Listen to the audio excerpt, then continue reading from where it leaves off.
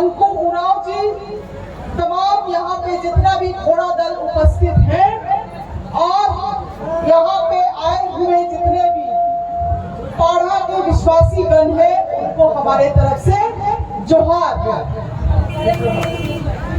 पाढ़ा जो शब्द ही है, वो शब्द का मतलब ही होता है गांव का समूह। और इस पाढ़ा शब्द में ही आदिवासियों का मूल, जो उनका मुख्य नेचर है, वही छुपा हुआ है, जो कि सामूहिकता है। इसीलिए गांव का समूह को ही पाढ़ा बोलते हैं। हम लोगों का बाप दादा पुरखा पूर्वज रोहतासगढ़ से जब यहाँ आया और जंगल झाड़ को काट के यहाँ जमीन को बसने लायक बनाया, तो उस समय हम लोगों का पुरखा पूर्वज केवल खेती बाड़ी खाना परिवार तक भी सीमित रह सकता था। जैसे आज का जमाना में हम और आप जी रहे हैं, केवल नौकरी चाकरी रोज दिन खटा खाया पिया सो गया। मगर हम लोगों का पुरखा पूर्वज को लगा कि नहीं, हम लोगों का समाज को भी और गांव को संचालन करने के लिए हम लोगों को एक व्यवस्था का जरूरत पड़ेगा। और उसी सोच के तहत सामूहिकता में कुछ गांव को मिला के, कहीं जगह में 7 पाढ़ा है, कहीं जगह में 21 पाढ़ा है, कई जगह में 40 पाढ़ा भी है। इस तरह से सामूहिकता में मिला के पाढ़ा व्यवस्था बनाया गया, जिसमें हम लोगों का पुरखा पूर्वज का सभी दुख सुख सब का निदान होता था। वहाँ पे बहुत सारा चीजों का चर्चा विचर्चा विमर्श होता था। आज समय के साथ आधुनिक दुनिया में पाढ़ा का मायने ही लोग भूलते जा रहे हैं या अपना अपना अनुसार उसका अर्थ को समझ रहा है। आज जो आदिवासी समाज में सामूहिकता था, वही सामूहिकता खत्म होते जा रहा है, वही एकता खत्म होते जा रही है। और ये सब चीजों के कारण हम लोगों का पाढ़ा व्यवस्था भी कमजोर होते जा रहा है। इस तरह के जत्रा के माध्यम से यहाँ पे हम लोग केवल मेला देखने नहीं आते हैं, मगर इस तरह का मेला ये प्रमाण है और ये हम लोगों का समाज का प्रयास है कि हम लोगों का पुरखा का जो बनाया हुआ व्यवस्था था, उसको आज भी हम लोग जीवित रखें, उसको आज भी हम लोग जीवित रखें। पाढ़ा व्यवस्था एकता का बात करता है और इस एकता को अगर आप देखिएगा तो आज हम लोगों का अखड़ा व्यवस्था भी कमजोर होते जा रहा है। हम लोग आज गांव घर में नहीं बैठ रहे हैं, हम लोगों का कुछ विवाद होता है, समस्या होता है, तो हम लोग आपस में नहीं बात कर रहे हैं। हम लोगों का पुरखा पूर्वज इस बात को समझे कि केवल पेट पालने के लिए समाज नहीं होता है, मगर समाज उसलिए भी है कि आने वाला पीढ़ी को भी सिद्धांत हम लोग दे के जाए। और उसी के लिए पाढ़ा व्यवस्था को बनाया गया। और पाढ़ा व्यवस्था केवल आदिवासियों के लिए ही नहीं, वहां पे रहने वाला सदान के लिए भी पाढ़ा व्यवस्था था, उसके लिए भी न्याय वहां पे होता था। इतना सुंदर व्यवस्था है कि जो गांव से राजा आता है, वही गांव से केवल राजा आ सकता है। जो गांव से दीवान गांव है, वही गांव से दीवान आएगा। जो महतो गांव है, वही गांव से महतो आएगा। उस समय में हम लोगों का पुरखा पूर्वज के पास डिग्री सब नहीं था, ज्यादा पढ़ा लिखा हुआ नहीं था, मगर व्यवहारिक ज्ञान था। व्यवहारिक ज्ञान और आज का समाज में यही अंतर है कि हम और आप पढ़ लिख जा रहे हैं, मगर हम लोगों का व्यवहारिक ज्ञान खत्म हो जा रहा है। व्यवहारिक ज्ञान खत्म हो जा रहा है हम लोगों का।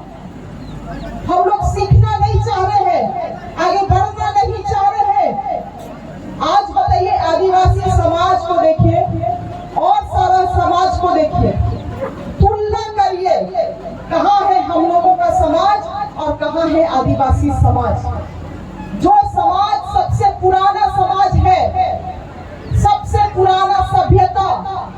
यहाँ बाप दादा आके, यहाँ पुरखा पूर्वज आके जंगल काट के बसने लायक बनाया, वो समाज आज भी अपना पहचान का संघर्ष कर रहा है। वो समाज आज भी अपना विपत्ति से गुजर रहा है। और इसीलिए जो समाज पढ़ेगा लिखेगा वही समाज में अपना जगह तय कर पाएगा, वही अपना समाज में जगह तय कर पाएगा। आज आदिवासी समाज को ये समझना होगा कि हम और आप कैसे शिक्षा में मजबूत हो। बाप दादा हम लोगों का इतना सुंदर व्यवस्था छोड़ के गया है, उस व्यवस्था को शिक्षा प्राप्त करके हम लोग और कैसे पढ़ा व्यवस्था को मजबूत करें। नहीं तो आदिवासी समाज तो खाली गिलास जैसा है, खाली गिलास जैसा, जो आएगा कुछ भर देगा और फिर 2 का 2 5 बोलेगा तो उसमें भी हम लोग ताली बजाएंगे। सही बात है कि नहीं? वही होता है।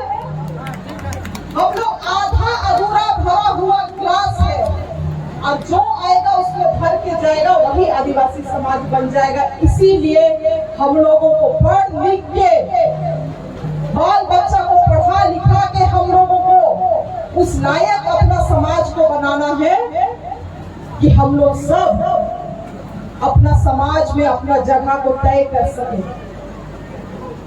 मजबूती से हम लोग अपना जगह, अपना पहचान को हम लोग स्थापित कर सके।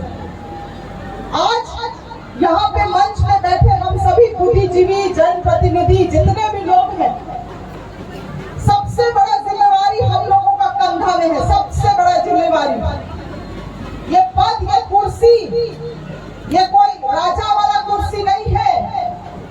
दूर से लगता होगा मंत्री है, दूर से लगता होगा विधायक है, दूर से लगता होगा मुखिया है, मगर ये पद कांटा वाला मुकुट है, कांटा वाला मुकुट। दूर से देखता है तो लगता है मुकुट पहना हुआ है, मगर जो पहना है उसका सर में कांटा गड़ता है। उसको अपना समाज का चिंता चिंता चिंता दिन भर होना चाहिए, और होता भी है। इसीलिए हम लोग यहाँ पे बैठे हुए लोगों का सबसे बड़ा जिम्मेवारी है अपना समाज के प्रति। मगर आज हम लोगों को विश्वनाथ भगत जैसे लीडर से भी सीखने का जरूरत है, और समाज को भी ये समझना होगा। हम लोग तो अपना लीडर को तब पूछते हैं जब वो दुनिया से चला जाता है, तब उसका मूर्ति में माला पहना के क्या करोगे? जब जीवित रहता है तो उसको हम लोग कोसते रहते हैं, उसका पैर को हम लोग हिलाते रहते हैं, उसका कुर्सी को हम लोग हिलाते रहते हैं, और जब मर जाता है तो जाके उसका हम लोग माल्यार्पण कर रहे हैं, तब उसको हम लोग बहुत महान बनाते हैं। आदिवासी समाज को अपना लीडर को भी पहचानना होगा, अपना लीडर को भी पहचानना होगा, और एकजुटता में रहते हुए सामाजिक मुद्दों में हम लोगों को एकजुट होना होगा। सामाजिक मुद्दों में ये बहुत जरूरी, नहीं तो हम अपना ही महत्व साबित करते हुए कि हम यही बताते रह जाएंगे कि शिल्पी नेहा तुर्की कितना महान है, कितना महान है, और हमारा खत्म हो जाएगा जीवन, और हमारा भी मूर्ति लगा देगा और माल्यार्पण करेगा, बस। इसीलिए हम लोग अपना केवल महत्व साबित नहीं करें, मगर इस बात को समझे कि हम लोगों का कंधा में इस समाज का भार है।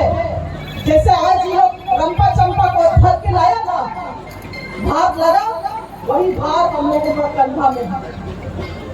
आज हम इस जगह से विश्वनाथ भगत जी को याद करते हैं, जिनके प्रयास से आज भी ये समाज लगातार प्रत्येक साल इस तरह से अपने पाढ़े व्यवस्था को जीवित रखने का संकल्प लेता है। उनकी पत्नी नीलमणि जी को, जो लगातार अपना संघर्ष आज भी जारी रखी हुई है। एक एकल महिला होके अपना संघर्ष को जारी रखना इतना आसान नहीं है, मगर बड़ी बहन नीलमणि जी आज भी अपना संघर्ष को सामाजिक रूप से जारी रखी हुई है, अपने पति का नाम को जीवित रखी है। इस महिला को भी आज हम नमन करते हैं। आज यहाँ पे आए हुए सभी लोगों को बहुत बहुत शुभकामनाएं। जो पाढ़ा समिति है जो इस कार्यक्रम का आयोजन कर रहे हैं, उनको भी हमारे तरफ से बहुत बहुत धन्यवाद है। लगातार आप लोग सीमित संसाधन में इस तरह के कार्यक्रम को करते आ रहे हैं। आने वाले समय में हमारा जो भी योगदान, जो भी सहयोग बन पाएगा, उसको हम लोग समाज के लिए, इस समिति के लिए करेंगे। आप सभी को बहुत बहुत धन्यवाद। जोहार।